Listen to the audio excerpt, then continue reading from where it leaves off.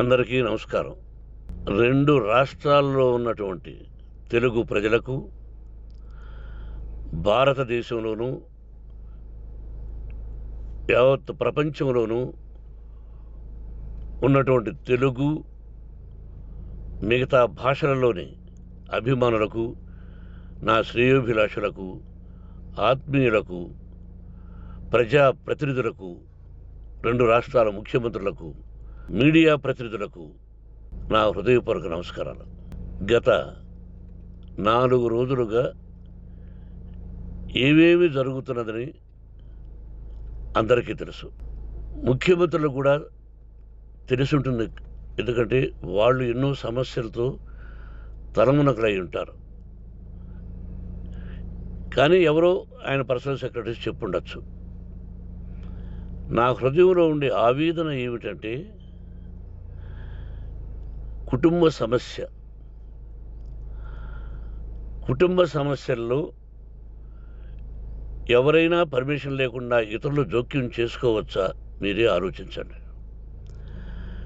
100కి 100% అనాల్సిన అవసరం లేదు. కనీసం 95-99% కుటుంబ సమస్యలు ఉంటూ ఉంటాయి. అంటే మేమంతా నటులం కాబట్టి మా విషయాలు, పాపులర్గా ఉన్నటువంటి రాజకీయ నాయకుల విషయాలు, కొంతమంది ఉన్నవి లేనివి, లేనివి ఉన్నవి చెబుతూ ఉంటారు. చెప్పేవాడు కూడా ఆలోచించాలి, వాళ్ళ మనసులు, వాళ్ళ కుటుంబ సమస్యలు అని. ఇదంతా ప్రజలకు తెలుసు. కానీ ఎందుకులే మన పనులు మనం చేసుకుందాం అని అందరూ సైలెంట్గా ఉన్నారు. ఇప్పుడు ప్రజలు కూడా, కొంతమంది రాజకీయ నాయకులు కూడా ఆలోచించుకోవాల్సిన విషయం. విజువల్స్ చూడండి, టీవీల్లో వస్తున్నాయి, సోషల్ మీడియాలో వస్తుంది. రాత్రి 8 గంటలకు గేటు తోసుకుని నా బిడ్డ మనోజ్ కుమార్ వచ్చాడు. అది రైటా రాంగా పర్సనల్ విషయం, తర్వాత మాడుకోవచ్చు. పత్రికాధిపతులు, అది పత్రికా సోదరులు 4 రోజుల నుంచి నా ఇంటి ముందు మనుషులను పెట్టుకొని, వ్యాన్లు పెట్టుకొని అలా ఉండడం ఎంతవరకు న్యాయం? నేను అప్పటికీ బయట పోతున్నప్పుడు చెప్పాను, అందరికీ నమస్కారం అయ్యా, మీకు కుటుంబ సభ్యులు ఉన్నారు, దయచేసి నా సమస్యను నేనే పరిష్కరించుకుంటాను నా బిడ్డలతో, దీన్ని చిలవలు పరవలు చేయొద్దండి, దయచేసి నన్ను గౌరవించండి, నేను ప్రజలకు ఏం చేస్తున్నాను ఒక విద్య ద్వారా అనేది మీకు తెలుసు, నటుడిగా మీ అందరికీ తెలుసు, ఒక రాజ్యసభ సభ్యుడిగా మీకు తెలుసు, ఎంత క్లీన్ చిట్టుతో వచ్చానో రాజ్యసభ సభ్యుడిగా. నా హృదయంలో ఉండే ఆవేదన చెప్పనలవే కాదు, మీకే చెప్పాలి. ఈ రోజున ఈ మీడియా సోదరులు ఎంత కల్పితాలు, ఎంత నెగటివిటీ నన్ను గురించి చెప్తున్నారో మీ అందరికీ తెలుసు. దానికి నేను బాధపడడం లేదు. మీరు ముఖ్యంగా తెలుసుకోవాల్సింది, రాత్రుల్లో గేటు తోసుకుని, గేటు పగలగొట్టి పర్మిషన్ లేకుండా ఎవరైనా రావచ్చా? మీరే చెప్పండి. వచ్చిన వాళ్ళు అందరూ మీడియా సోదరులా, లేకపోతే ఇంకెవరైనా నా మీద పగ, రాగద్వేషాలతో ఏదో ఒక ఛానల్ చేతిలో పెట్టుకొని అలా వచ్చి ఉంటారేమో సందేహం. కానీ వాళ్లను కొట్టాలని, తిట్టాలని మనసా వాచ దైవసాక్షిగా నేను అలా ఆలోచించేవాడిని కాదు. ఎందుకు? వాళ్ళు ఉద్యోగస్తులు, నేను కూడా ఉద్యోగస్తునే, అందరూ కూలివాళ్ళం. భగవంతుడు ఇస్తుంటాడు మనకు కూలి. ఎవరికి ఏమిటనేది ఆయన నిర్ణయిస్తాడు. ఇది మీ అందరికీ తెలుసు. వాళ్లకు నేను చెప్పినా వినకుండా ముందు నమస్కారం పెట్టాను. అయినా అతను నేను కొట్టామనే చెప్తున్నారు తప్ప, మైక్ తీసుకెళ్ళి నోట్లో పెట్టాము, నా కన్ను పోవలసింది. కన్ను పోయి ఉంటే అప్పుడు నేను కేసులు పెట్టాలి. నా కన్ను పోలేదు, కొంచెం తగిలింది కంటి కింద, నేనే ఎస్కేప్ అయ్యాను. లేకపోతే నా జీవితం గుడ్డిదయ్యేది. అతనికి తల కాదు చెంప మీద తగిలిందన్నారు. ఓకే, ఆ చీకట్లో ఎలా జరిగిందన్నది వాస్తవమే.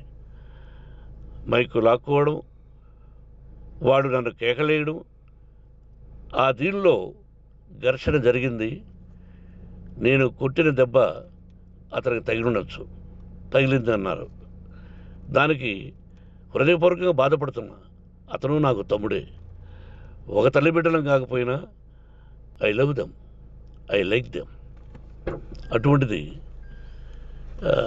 ఈ రోజుకి బాధపడుతున్నా నేను. అయ్యో, అతని భార్య ఎంత బాధపడుతుందో, అతని పిల్లలు ఎంత బాధపడుతున్నారో అని నేను ఆలోచిస్తున్నా. మరి నేనెంత ఆవేదనకు గురి హాస్పిటల్లో అయ్యానో. నటించింది సినిమాలో నటిస్తాను తప్ప నిజ జీవితంలో నటించాల్సిన అవసరం లేదు. నాకున్నది ఒకటి ధైర్యం, సాహసం. నీతిగా, న్యాయంగా, ధర్మంగా బ్రతకాలన్నది నా ఆలోచన. ఎందుకు కొట్టాలి? గేటు బయటుండి నేనేమైనా అసభ్యకరంగా వాళ్ళని కొట్టుంటే డెఫినెట్గా నా మీద 50 కేసులు కాదు 100 కేసులు పెట్టి నన్ను అరెస్ట్ చేయొచ్చు. లేకపోతే నేనే పోలీస్ స్టేషన్ పోయి, అయ్యా, ఆవేశంలో నా ఇంటి బయట ఉన్న వాళ్ళను కొట్టాను, నాది తప్పే అని పోలీస్ స్టేషన్కి ధైర్యంగా వెళతాను. కానీ ఇంటి లోపలికి వచ్చి నా ఏకాగ్రతను, నా మనశ్శాంతిని భగ్నం చేశాడు. ఆల్రెడీ నా బిడ్డ చేస్తున్నాడు. అయినా నీ కన్నబిడ్డ, ఎప్పటికీ నీ కన్నబిడ్డే. ఏదో ఒక రోజున న్యాయం జరుగుతుంది, మేము కూర్చొని మాట్లాడుకుంటాం. దీనికి మధ్యవర్తులు అక్కర్లే. కుటుంబ సమస్యలకు బయట వాళ్ళని పిలిపించి ఇలా చేయండి, మీరు ఇలా మాట్లాడండి అని చెప్పక్కర్లే. కట్టు బట్టలతో మద్రాసుకు వెళ్ళేవాడిని. ఆల్రెడీ మీకు చెప్పాను. పైసా లేకుండా కట్టుబట్టలతో, చెప్పులు సగం కింద అరిగిపోయి అలా వెళ్ళినవాడిని. మా తల్లిదండ్రులు అద్భుతమైన జన్మను ప్రసాదించారు. ఒక్క పైసా ఇవ్వాల. నా కష్టార్జితంతో నేను సంపాదించి ఈరోజు నేను కులమతాలకు అతీతంగా 25% ఫ్రీ ఎడ్యుకేషన్ ఇస్తూ, నా స్థాయిలో నాకు తగిన సహాయం చేసుకుంటూ, వరద బాధలు వచ్చినా, ఇంకోటి వచ్చినా, అన్నయ్య ముఖ్యమంత్రిగా ఉన్నప్పుడు కూడా ఎన్నో చేశాను. బట్ అవి మర్చిపోయి ఈరోజు కొట్టింది మాట్లాడుతున్నారు. ప్రజాప్రతినిధులారా, నా అభిమానులారా, తెలుగు ప్రజలారా, తమిళ, మలయాళం, కన్నడ అభిమానులారా, ఆలోచించండి. నేను చేసినది తప్పు, కొట్టినది తప్పు. ఏ సందర్భంలో కొట్టాల్సి వచ్చింది? మీ ఇంటికి దూరితే ఒప్పుకుంటారా? మీ ఏకాగ్రతను భగ్నం చేస్తే ఒప్పుకుంటారా? మీరే ఆలోచించండి. న్యాయాధిపతులు కానీ, ప్రజాప్రతినిధులు కానీ, అభిమానులు కానీ, వ్యాపారస్తులు కానీ, ఇదే మీడియా ప్రతినిధులు కూడా వాళ్ళ ఇళ్ళలోకి ఎవరైనా దూరి, ఏయ్ మన గురించి ఇలా రాశావు అని ఆ ఇళ్ళల్లోకి ఒక 10 మంది వెళితే వాళ్ళు దండం పెట్టి పంపిస్తారా? ఏం చేస్తారు చెప్పండి. మీకు టీవీలు ఉన్నాయి, మాకు టీవీలు లేవు. నేను కూడా రేపు టీవీ పెట్టచ్చు. అది కాదు గొప్ప. నా హృదయపూర్వకంగా చెప్తున్నా, అతని మనసును బాధ పెట్టిన, అతను గాయమైన దానికి చాలా చింతిస్తున్నాను. చింతించే లాభం ఏమిటండి అంటే, మరి ఏం చేయాలి? మీరు చేసిందేంటి? మళ్ళీ చెప్తున్నా, అసలు అతను నిజంగా జర్నలిస్టా కాదా అని ఆ చీకట్లో నాకు ఎలా తెలుస్తుంది? టీవీ 9 అని నాకు ఎలా తెలుస్తుంది? ఏదో ఒక కంటి మీదకి ఒక మైక్ వచ్చింది, దానికి అబక్కం లాక్కున్నాను. ఇది వాస్తవమే, అసత్యం కాదు.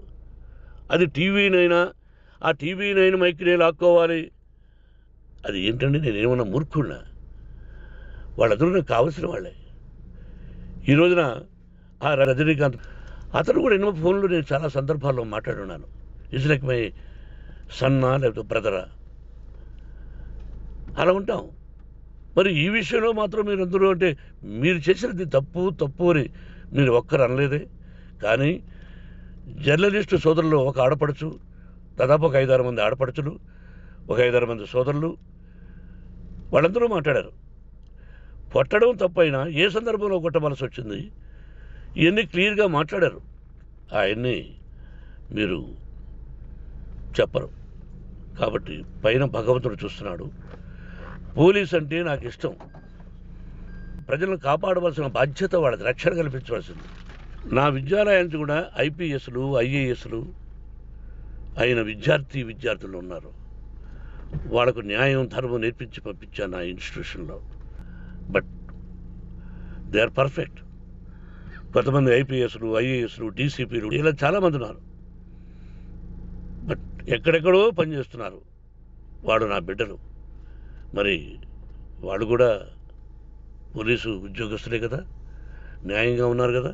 కానీ ఇక్కడ మాత్రం ఏకపక్ష నిర్ణయం ఏమి చేస్తున్నారో మీరే ప్రజలారా చూడండి, ఆలోచించండి.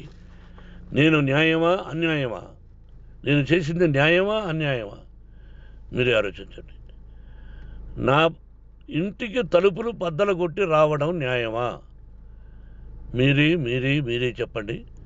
ఎల్లప్పుడూ మీ ఆశీస్సులు కోరుకునే మీ మోహన్ బాబు. నమస్కారం.